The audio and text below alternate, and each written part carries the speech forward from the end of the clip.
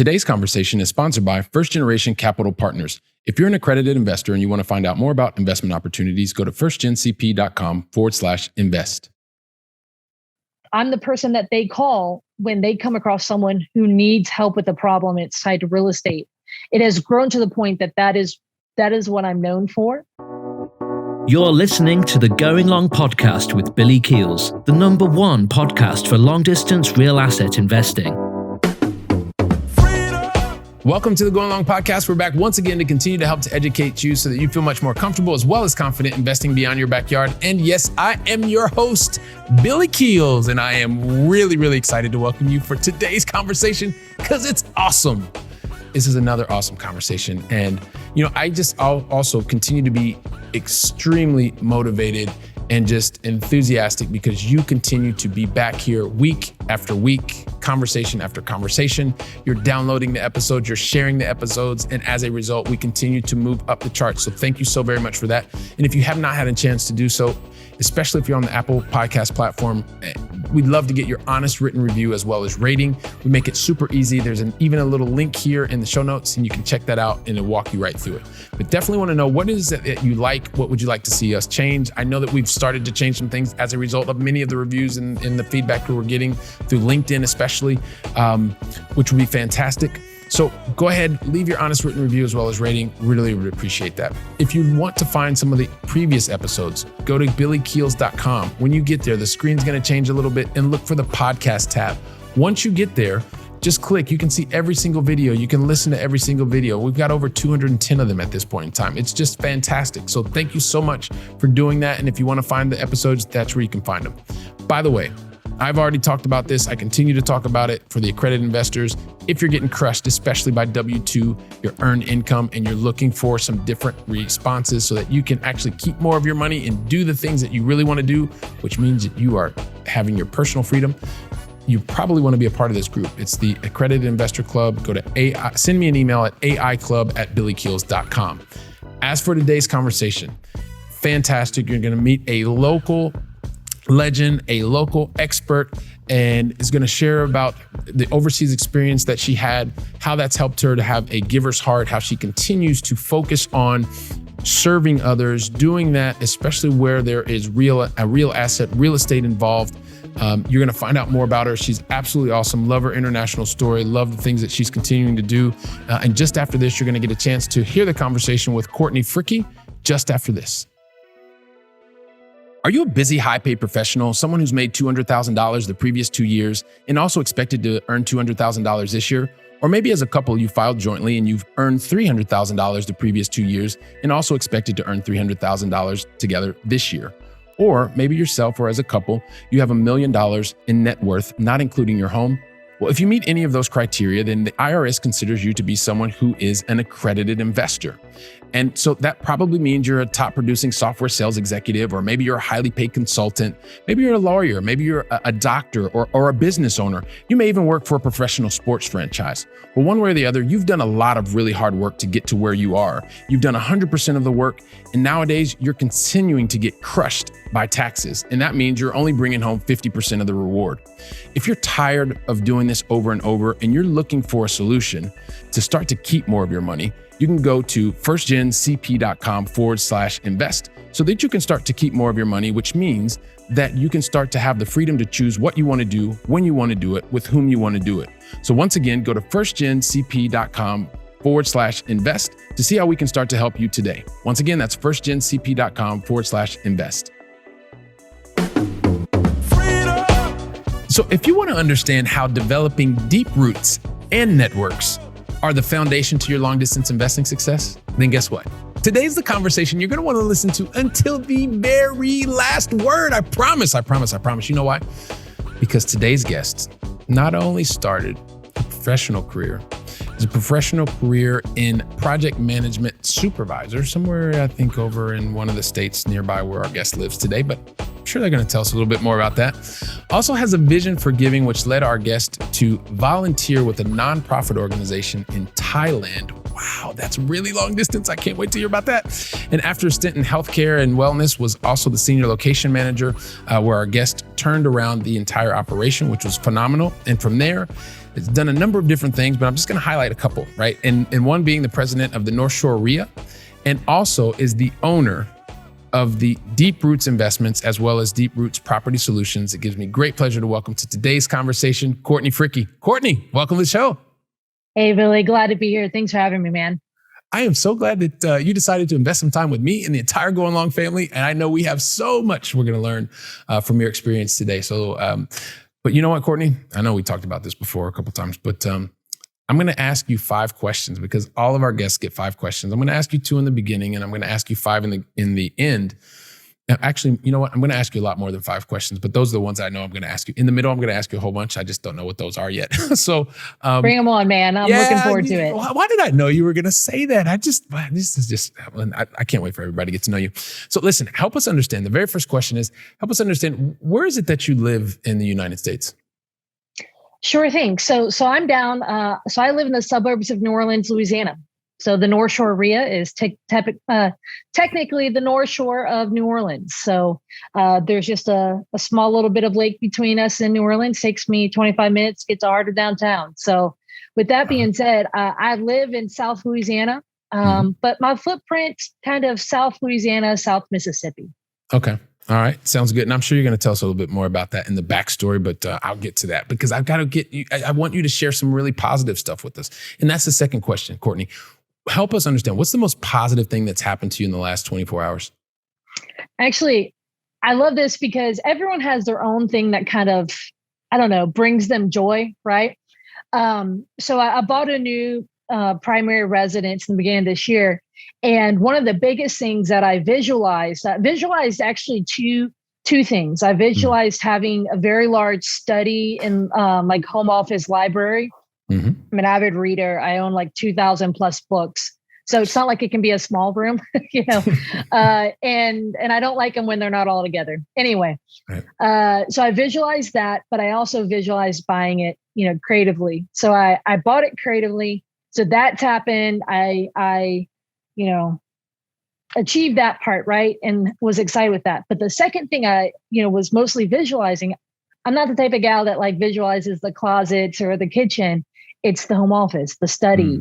And so something where I can just go, you know, whether I'm reading, whatnot, doing something like this. So actually my background is lackluster today because the office got finished getting painting yesterday. They're picking up the shelves that are going to go in for all the books. It's almost done. And so that was something that when it got, you know, further along down the way, you know, with the painting and whatnot, I'm starting to get to really see it. So it got me really excited. And it's going to be here before I know it. So I'm looking forward to that. So that made me excited yesterday once they finished painting. You know, and this is just also too, I appreciate you sharing that with me and with the entire Going Long family. But when you are at a point when you are able to visualize the things that you want and you take action behind that, and when you start to see those visions coming to fruition, it's such a fulfilling thing. And the fact that you share that with us, really appreciate it. And also, hey, you know what?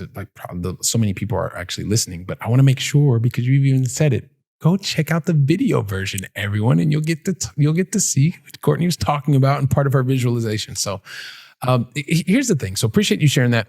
And then kind of ask you the first 2 questions already, but you probably noticed I did something that, well, people who are recovering perfectionists probably try to do. And that's one, I keep the bar really, really high, but I also try to tell your entire backstory in like 2.5 seconds. That's impossible to do, Courtney. So please forgive me for trying to do that, but it's just kind of one of these character defects I have. But more importantly, would you please help me by telling your backstory in your own words? And then also, Courtney, while you're telling your backstory, one of the things that would be very helpful for me and the entire Going Long family is if you could highlight some of the major decisions that you've made to get to this point in your journey, and then we'll see where you and I take the conversation from there. Sure thing. So born and raised in South Louisiana.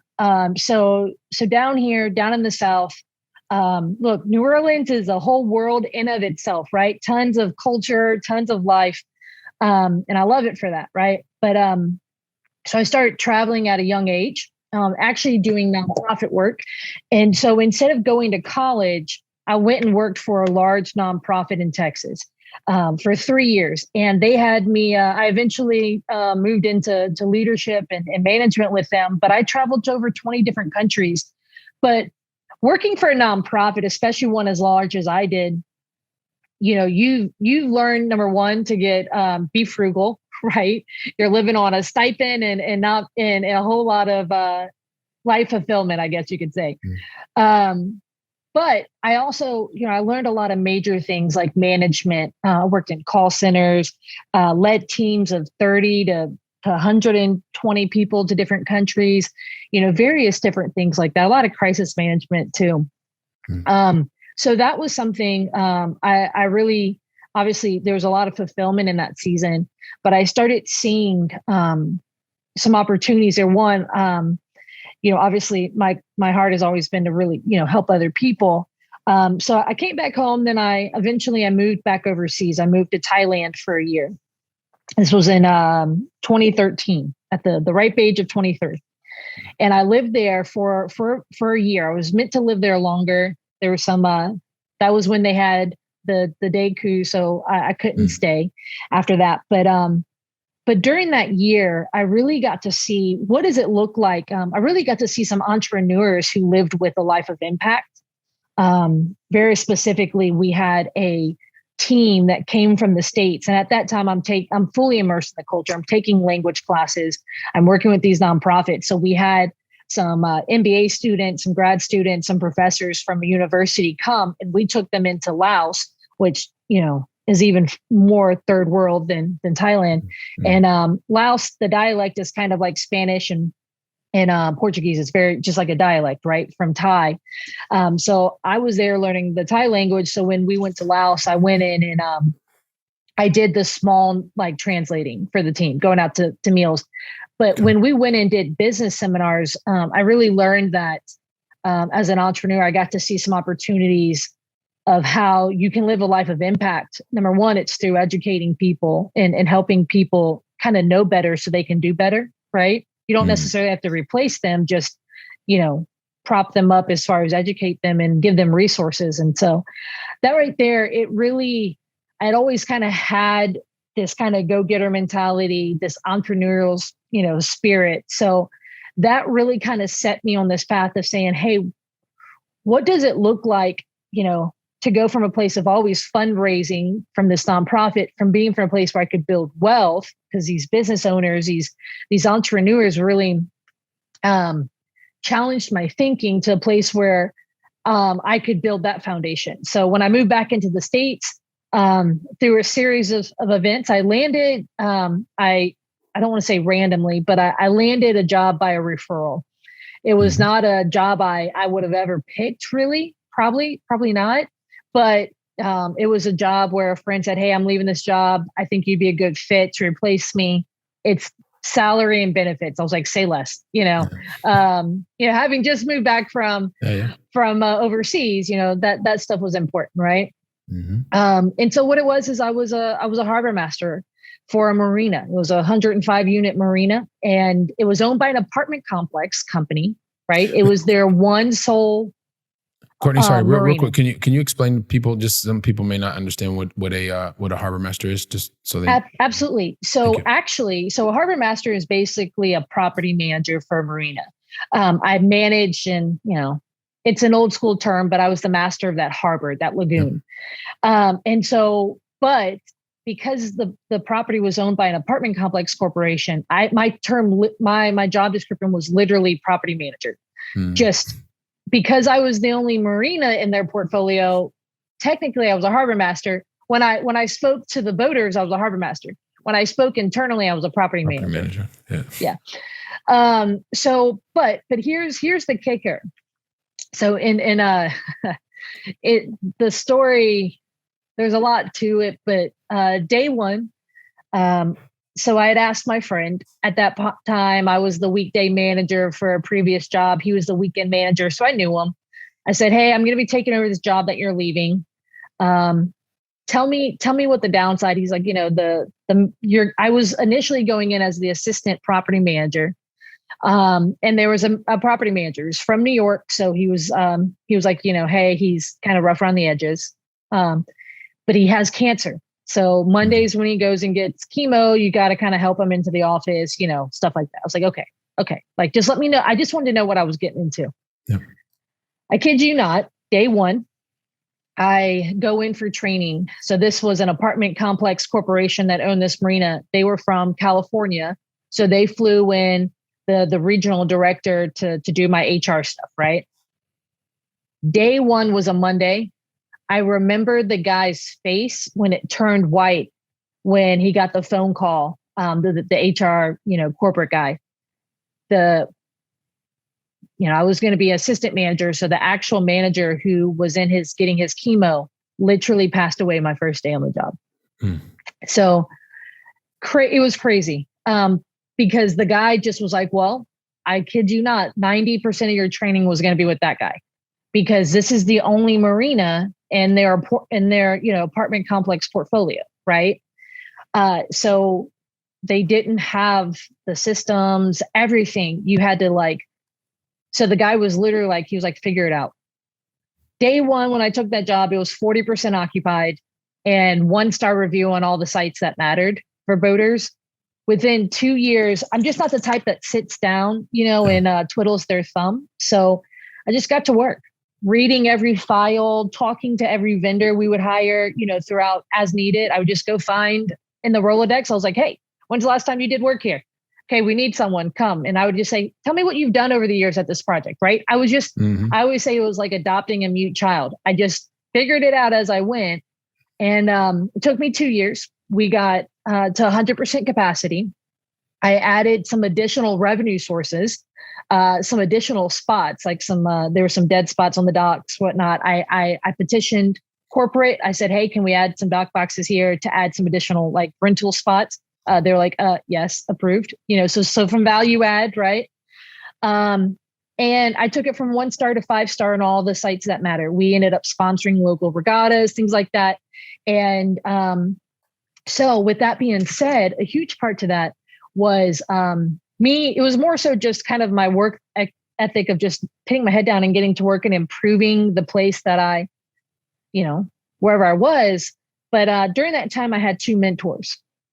So during this time, the decision was, I'm just going to put my head down and I just moved back in the country. Within the last few years, I was getting settled, right? But at that point, I was still living, I'd moved back at home, living at home as I'm getting my feet underneath me. And I'm like, this is not what I need to start looking ahead. I'm no longer moving back to Thailand. I'm getting settled. So I started studying wealth creation, because the whole entrepreneurs back, when we did those trips to Laos, had me thinking, how can I provide impact? And a big part of that is wealth creation. So you have a foundation to lead from a place of having versus always just raising, So two of the tenants, at the marina became mentors. 2 years in, once I, got that place turned around, I got bored really quickly. Like one time, so bored, I painted the inside of the office because I was so bored because, I had filled the place up, I resurfaced half the docks. I was pulling lumber left and right just to do stuff. Right. And I got to know some of the tenants, and one of them walked in, and long story short, he had taken he was bringing a 50-foot yacht to sell. And so I made the joke. I'm like, is today the second best day of your life? The first day is when you buy a boat. The second's when you sell it. He's like, funny joke. Everyone says that. He's like, no, I actually just put a 70-footer behind my house. I said, at this point, I'm still very much having some soul searching questions about how to build wealth. And here's a person who obviously might have some, does not look it, right? The overalls, very, the millionaire next door. Yes. And I said, do you mind if I ask you a question? If you just put a 70-foot yacht behind your house, do you mind if I ask what you do for a living? And he said, no, I don't mind. He said, I'm a landlord. And he had 40 properties he had owned. And anyway, so he just sat down and talked with me, and he would leave me books. I asked him, hey, is there anything I can do to learn more about this? And he would leave me books in the dock box, and because I was, I had so much efficiency at that point, I didn't have, a lot to do during my hours, and they didn't micromanage me. I would read or I'd listen to podcasts. And so he left me Rich Dad, Poor Dad, a few other books, and it really just started opening up my world. The second guy that became my mentor bought $200,000 sailboat at the marina from Houston. He moved on to it and he started living there to fix it up so he could sail around the world. And he had just retired from BP Oil as an acquisitions manager. He would acquire assets. And so he taught me a lot about business. And he said, Courtney, you have no idea what you just did for this marina, turning it around. So obviously I took a failing marina just by, hitting my head down, going to work between, reputation and brand and review, but also obviously occupancy and things like that. I increased the income and I also did a lot to lower expenses. Mm-hmm. He's like, you have no idea what you just did. And next thing I know, they actually put the place up for sale because obviously I just improved the asset significantly. And were you aware of what so they told you that you didn't have any idea of what you'd done. That's their perception. Were you aware of what you had done, the impact that was going to have? No. Okay. So So that was, I'm in my early 20s and right, I literally, that was just I had always been like a good employer, a go-getter, someone who always kind of like made results, right? Mm-hmm. But I didn't understand the impact of like the monetary impact of creating those results for commercial property. Yeah. And so he broke it down to me to the point that we actually, and I was kind of still, I hadn't finished, kind of the turnaround. And in the middle of it, we made an offer on the property together. I'm thankful it didn't go through, but like he understood and saw that, hey, they have an employee that they're undervaluing. Right. And he, obviously the acquisition manager guy in him was like opportunity. Yeah. Long story short, it didn't go through, but he really taught me business and, how you evaluate a business, things like that. He really showed me, he's like, Courtney, my income at that time was barely even adjusting for the results I was getting. My salary wasn't really going up. And he was like, Courtney, you have no idea how much money you're making them by doing this.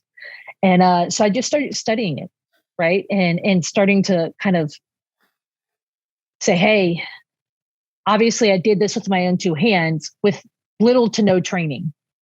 It was just a product of taking a place wherever I was and showing up and leaving it better than I found. That was literally my only concept at that point. So, what's really interesting as I'm listening to you tell this story, and I'm sure other people are probably thinking to themselves, well, so one, you were going through the motions. And what I mean by that is you knew that something was broken. You knew that you had the person that was supposed to teach you the role, 90% of the role, let's say, that person was no longer available, right? Mm-hmm. And now you were kind of thrown to the wolves. So you have two options. You either collapse and say, this is woe is me, or you kind of stand up to the situation and you crush it, right? And you chose the latter. And along the way, you still, from this nonprofit background that you come from and being frugal and things like that, you were able to, and this is me extrapolating, so I'd like some confirmation or telling me that I don't really, I'm not drawing the right parallel. But I believe you also said that one of the main things that you were doing was helping with the expense lever, right? Because there are two levers. There's the revenue lever and there's the expense lever to really maximize your net operating income ultimately. And so what percentage of your focus do you feel was placed on being able to make things more efficient, i.e. take out costs that were unnecessary, versus focusing on driving top line growth? Yeah. So let me be clear. My background, even in my youth, was like a Dave Ramsey, budget. And so I've always been very, very frugal, but I realized very quickly the biggest opportunity was in the income. So obviously working hard on that. How did you recognize that?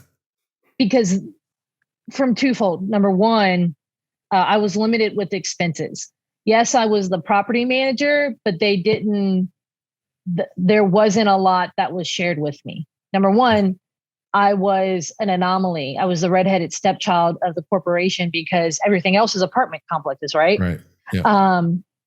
And so, but there just was not, so much so that my regional director would come and do audits, but couldn't do their normal audit of me because it was just not the same. So much so that they moved my regional director person who would oversee me to being the president of the corporation's executive assistant became my go-to because, there was just so much of that. And so I didn't have a lot of insight into expenses and things like that, but there's a lot that I could guess just because I was trying to put together the pieces. There's a lot more that kind of came into it. 2 weeks before I took the job, they had sold the apartments that were behind the marina. Mm-hmm. So they kept one asset and sold the other. A huge part of that was I started finding a lot of inconsistencies and issues because anything that's ever built together and then gets separated, but if it wasn't ever intended to be separated, there's usually some overlap and some issue.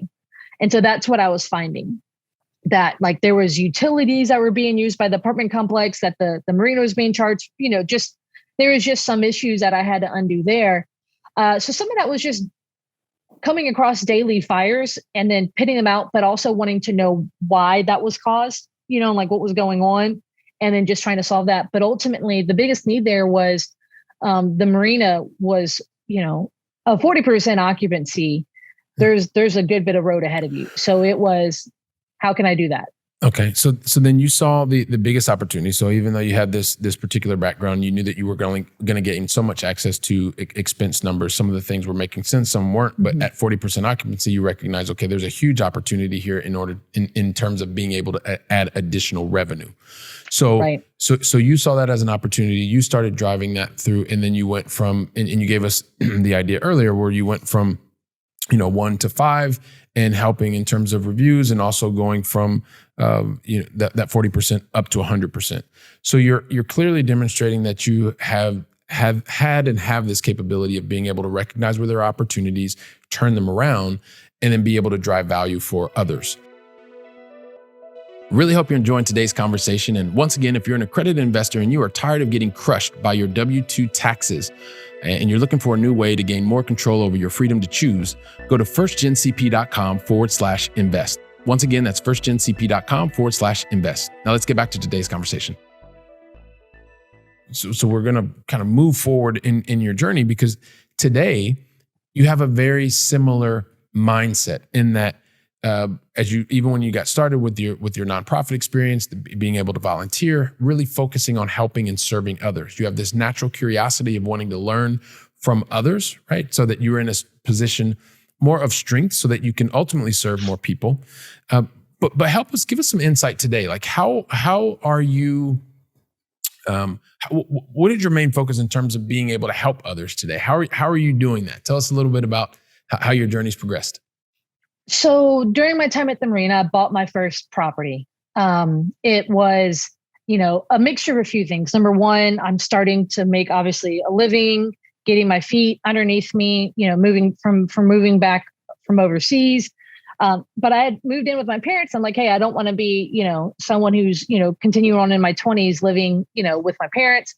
So, but that frugal background was one of those things where I just said, hey, I want to find this in the best way possible.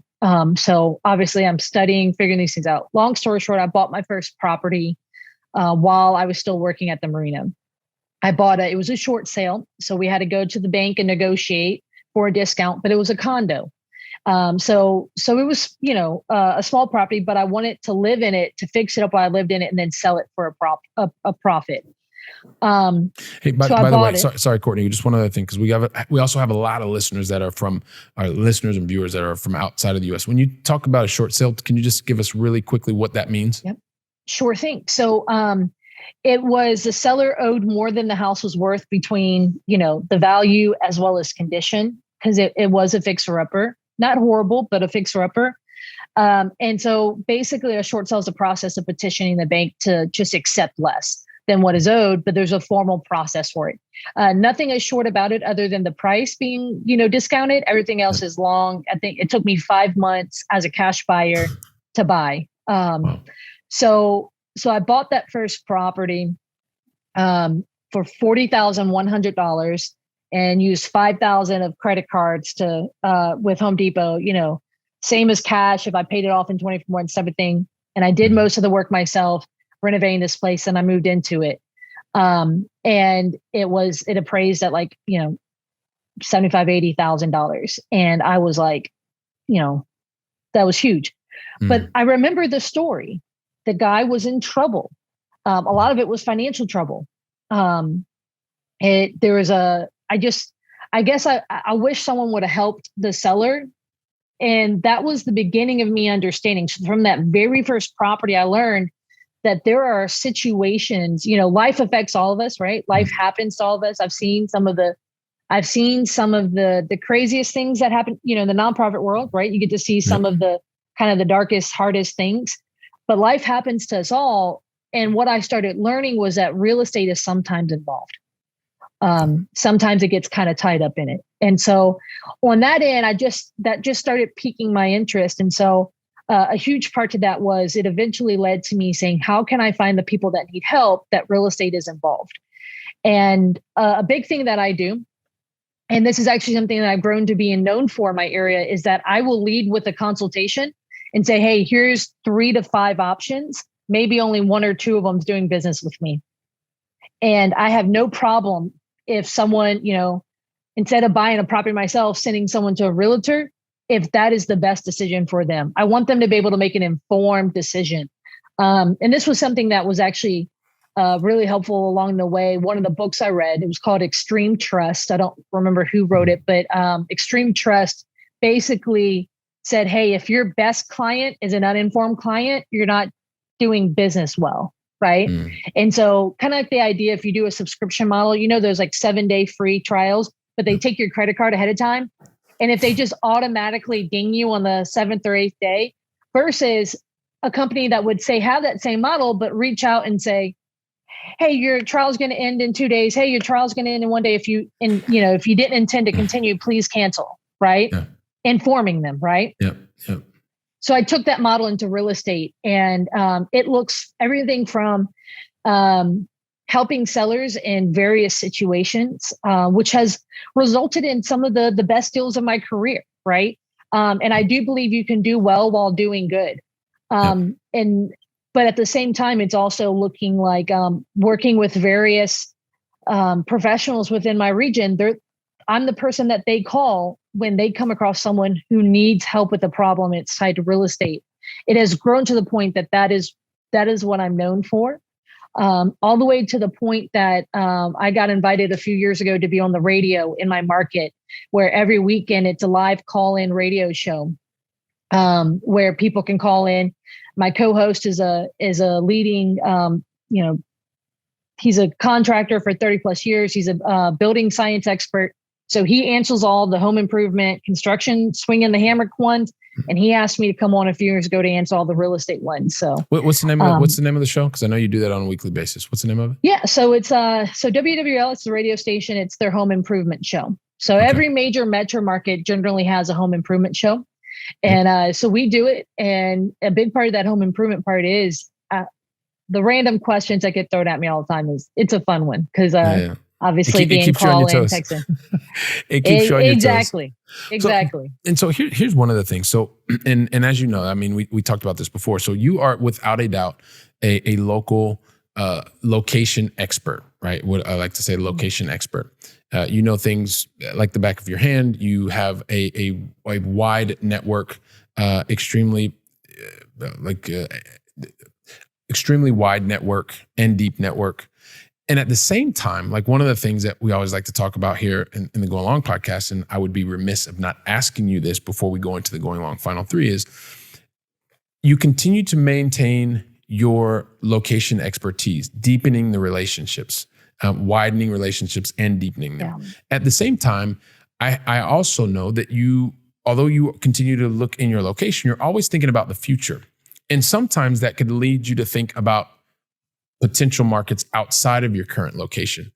Now, to me, that just seems like natural, right? Because I've been investing in the United States from Spain for the last 10 years almost. But for a lot of people, they're thinking, wow, well, you know what? Courtney was talking about where she is in Louisiana and in Mississippi. She's got this location really locked down and it's fantastic. And they may think, well, why would you even think about looking at a new location? You and I were talking about that. So I'm just putting it out there to say, I happen to know you think about at least new locations for the future, but maybe give us a little bit of your mindset as to why you would even consider looking beyond where you already have a very well-known brand and deep relationships. Yeah, so that's actually been a tough one for me because I made the decision early on that I want it to be an inch wide, a mile deep versus, the opposite, right? Yeah. And which is why I went huge on brand, right? Mm-hmm. I wanted my name, I kid you not, I remember writing it down that I wanted my name to be synonymous with real estate investing in my area. Not because I want it to be famous or anything like that, but because I want it, to be honest, the way I visualize it is I want it to meet the old man who does this business really well, but doesn't talk about it. But I want him to learn about me and create an opportunity for us to talk, right? The person who's not easy to find. Yeah. But so that was a huge part of it. So I started the R.E.I, being on the radio, there's a handful of other things. I speak at the various R.E.I.s throughout the region. And, but down here, obviously, South Louisiana, my parents are from South Mississippi. These regions, we're not known economically, right? Like we're not topping charts. We're not, we're not on the good side of most lists and charts, right? It's just not there, but it's what I know, right? And I've been able to build portfolios and make a living in real estate that has, worked well. But obviously we have some major downsides. One of them being is weather, right? I lived here when Katrina happened. Obviously, we've had the last few years have been very, very active on the hurricane side. We even had a massive tornado go through New Orleans within the last few months. Just all these different things, everything from flooding, hurricanes to tornadoes. Those things. I've only been in the industry since 2014. So I've only been in a rising market. And yes, we've had these storms. But I wasn't investing after Katrina, so you hear a lot of people. So part of learning from other people, one of the things that I learned is, hey, what did you do in 2008? Talk to me about that, right? That's one thing I'm learning a lot right now is talking to different people in different cycles. What did you do? How did that look like? Well, everyone has their story of post-Katrina down here. And you know how in 2008, you heard of a lot of people who lost everything? Yep. There are many people here locally, investor-wise, who lost everything in 2008. I'm sorry, Katrina, post-Katrina. Yeah. Because maybe they had all of their properties here and maybe they weren't properly insured or they didn't have the, whatever, right? Whatever the reason, yep. Yeah, whatever reason. And so I just started hearing that and I am notoriously conservative. So in 2020, I started, really looking and I said, I'm super hands-on. I'm really big about people knowing, I've always led with my brand. 95% of the deals I get is from relationships, people knowing me, whatever, maybe. So I'm like, it was really hard for me to think about going somewhere else because I was a mile deep. Right. So I chose to go 45 minutes away to the Mississippi Gulf Coast. So that's, relatively still close, right? Not a crazy far distance. Also not topping the charts as far as economics and stuff like that. So both of my parents are from there and I, visit there oftentimes throughout. But I started attending the R.E.I. there. It's close enough that my brand extended easily. Right. The radio show reaches out there. Most of the people from their R.E.I. attend my R.E.I. And it's easy to go attend their R.E.I. on a monthly basis type of thing to find other investors. And so I felt comfortable. And one of the last things I'll say this is it is an area that I think is in the path of progress. It recently has been topping some charts, especially with Air DNA for, short-term rentals. It's, just different things like that. So I pulled that trigger in 2020. I said, it's uncomfortable, but I think this can do. Well, and even though it's, in spite of it being uncomfortable, you've still made the decision, and what I want the Going Long family to really think about is just the context in which you made this decision to move outside of a place where you had a well-established brand, right? Recognizing that there are realities of the context of the location in which you live, and so you want to be able to leverage the expertise, the brand that you'd already built, and be able to take it to a place which for you made you feel uncomfortable because it was a longer distance. And it's the similar type of process that someone else may have, right? I know that I take it to a major extreme because I'm also looking to, at that point in time, I was actively investing, and then it made it easier because I started passively investing and I started meeting people like you, Courtney, who were the local experts. And so as I started to decide where I wanted to design my life, I started working more with local experts because I was in a job during the day that gave me a much better return on my time. And so having you taken us through your process, I just want everybody to understand you could be as extreme as Billy to go a different continent, or you could be perceive it as you like to say. I even wrote it down. You said you're notoriously conservative. Even some people would say that's pretty far away. But it's just to give the entire Going Long family another different view, another different point of view. So I appreciate you sharing that. But you know what, Courtney, like the thing is, we got to get into the Going Long Final Three. And the thing is, I never ask any of our special guests. And today you're our special guest, the Going Long Final Three, unless you tell me that you're ready. So are you ready? I'm absolutely ready. Bring it on. Bring it on. Why was I not surprised by that at all? And nobody here in the Going Long family was surprised by that. Were you? All right, here we go. So we started with you over in the US. And like, I'd like to bring it back to this side of I guess it's like now my new adopted side of the pond, if you will, over here in Europe, since Barcelona is now my home. Help us understand though, Courtney, what is your favorite European city that you've either visited, and we know you're very well traveled, or is still on your bucket list to visit? So I love this question. So like I said, I've traveled to over 20 plus countries, but I've probably only been to maybe 5 to 7 of them that were in Europe. My favorite was in Great Britain. So in the UK. And if I could, so I love reading. I mentioned that. I just loved the history of like literature throughout it. And so if I could, I went there and I stood in a wedding right outside of London while I lived in Thailand. So for the summer, I went over there. And so I stood right outside of London for a week and I attended a wedding. It was actually an Indian wedding. So it was a 7-day long wedding. Wow. It was, a lot, but they took us to a few places nearby. And so I had a long stay, but a short snapshot of, the UK, and what I saw of it, I loved. If I could, it's top of my bucket list. I would love to do a trip where I would go back, get a rental car, go all through Great Britain, and even go into Ireland and Scotland. So that is high on the list for me. All right, fantastic. So we'll let you go with the Great Britain because you're going to get back and you're going to expand all over, which is fantastic, by the way. Yeah, those weddings can be very, very long. They're very, very long weddings. Yeah. Cool. So yes. So question number 2, and this really has a lot to do with the exposure that I've had to very successful people, and I consider you to be someone who's very successful as well, Courtney. And one of the things that I have recognized, and hopefully you've also recognized this thing, like the thing with really successful people is that they, unlike most people, when they have a plan or they have a goal, they write that goal down, they put that goal into place, and then they get things right the first time, which then allows them to accelerate and do.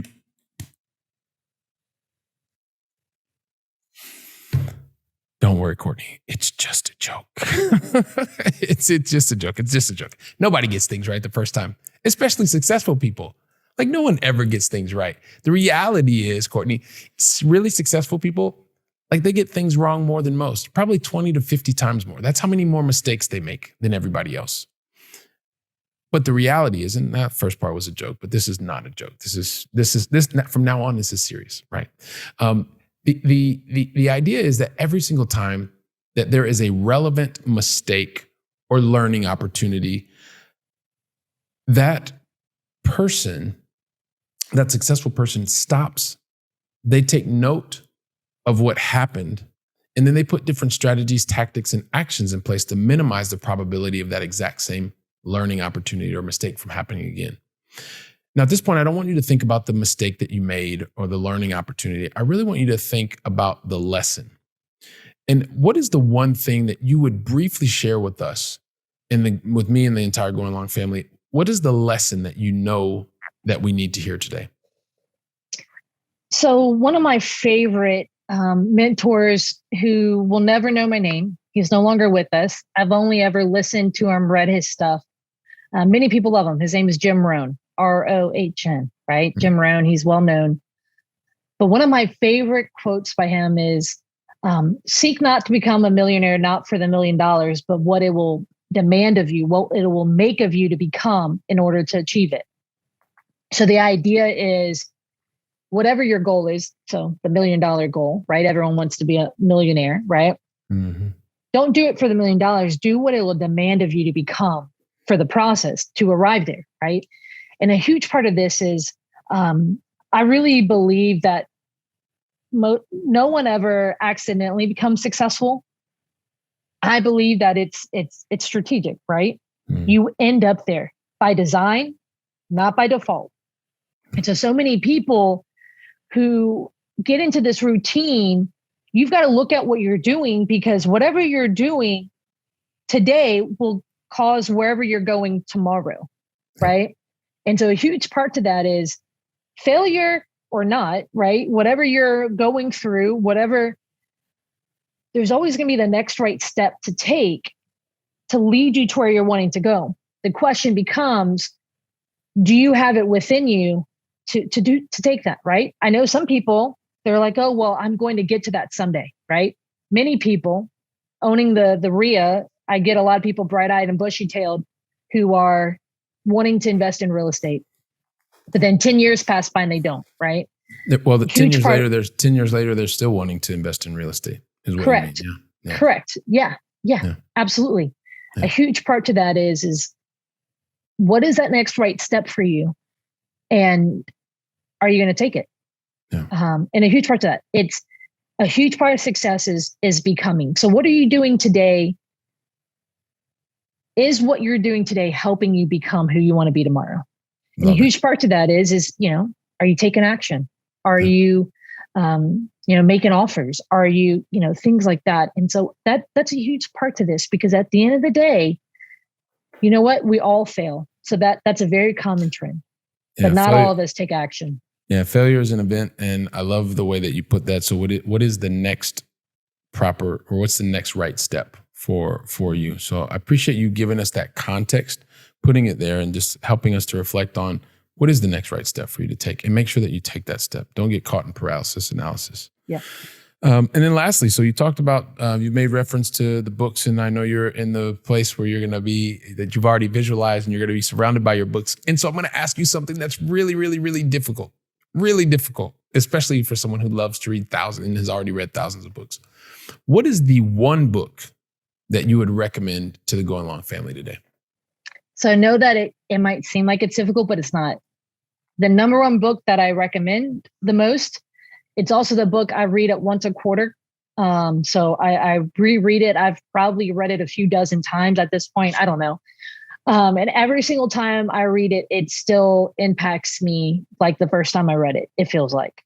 And it's a small book. And even if someone doesn't like to read, it reads well because it's a story format. It's called The Go-Giver by Bob Burg. Have you heard of the book? Yep, I've read it a couple of times. So it is, it's a good one. It's a core principle for me. So it's called The Go-Giver. It's the five laws of stratospheric success. Yep. And so it's a great book. I highly recommend it. Like I said, I reread it frequently, and it's the number one that I point people to because I believe it and I live by it. Well, and that's fantastic. And we are going to make it very easy for our Going Long family, because if you're running on the treadmill or you're driving your car or something like that, keep doing what you're doing. We're going to leave Courtney's recommendation in the show notes. So all you'll have to do is click a link. We make it very easy for you. So all of these things, Courtney, I can't believe the conversation has flown by so quickly. And I'm thinking about you in your visualization and you talking about the things that you saw, and now you're living it because you are literally in the room where you saw things happening. You have a giver's heart. You not only started giving in nonprofits, and you had an opportunity to travel through 20 different countries. And then from there, you realized, hey, listen, you wanted another opportunity. So you went to Thailand, you continued to give. Because of things that were happening, you didn't stay, but you came back, and then you were surrounded by and had new opportunities. You were ready to go into this new role. And as you go into this new role, the one person that was there to teach you 90% of the job, that person unfortunately passed away. And so that left you there with a decision to make. And you chose the decision not to crumble and fall, but to actually push on and move forward. And in doing so, you were able to take a business that was really floundering, took it from 40% occupancy up to 100% occupancy. You didn't even realize what you were doing, but the person that was there recognized, like, oh my goodness, you've just added so much value.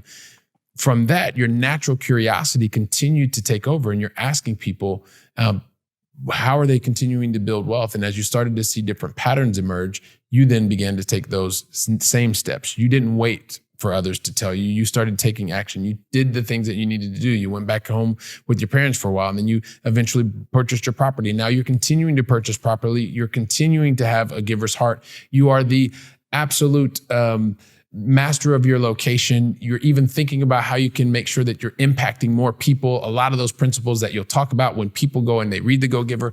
And as I'm talking about all these things, I know people from the Go Along family are thinking, yeah, Billy, just ask her the question. Just ask her the question. So Courtney, can you help us understand what is the best way for the Going Along family to find out more about you, find out more about the impact you're making, and how we can get in touch with you? Look, absolutely. So I love connecting with people, whether that's in person or online. So you heard me speak here, but you can actually see a lot of what I do if you follow me on Instagram. So that's at Courtney Fricke. And that's probably one of the best places. But if you go to Courtney10k.com, that's Courtney, the number 10, the letter K.com. That's basically, it's almost like a link tree. It's like a site that I have with a whole bunch of different links.